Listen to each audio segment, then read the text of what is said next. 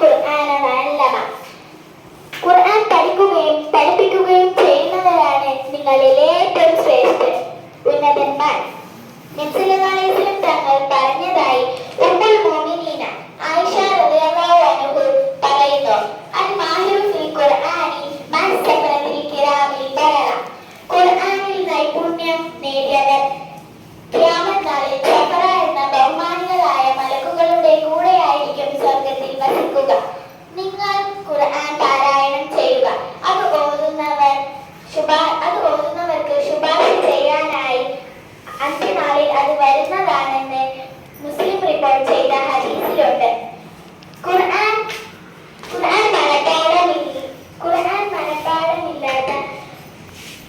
മനപ്പാടമില്ലാത്ത അല്പമെങ്കിലും ഖുർആൻ മനപ്പാടമില്ലാത്തവരുടെ ഹൃദയം ശൂന്യമായ വീട് പോലെയാണെന്ന് നബി സല്ലല്ലാഹു അലൈഹി വസല്ലം തങ്ങൾ പറഞ്ഞിട്ടുണ്ട്. ഒരു പ്രദേശത്ത് ഖുർആൻ മനപ്പാടമുള്ള ഒരാളെങ്കിലും ഉണ്ടായിരിക്കൽ അനിവാര്യമാണ്.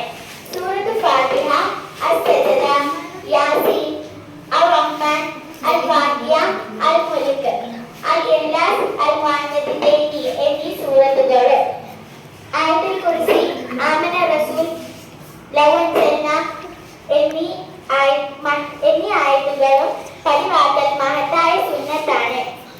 ഖുർആൻ പഠിക്കലും ഇഹപര വിജയം അതിനാൽ നേടാനാവും. ഖുർആൻ പഠിക്കലും പാരായണം ചെയ്യലും മനഃപാഠമാക്കലും വളരെ ശ്രേഷ്ഠതയുള്ളതാണ്. അതിനാൽ എല്ലാ ദിവസവും നാം ഖുർആൻ ഓതണം. മുൽക്കിനെ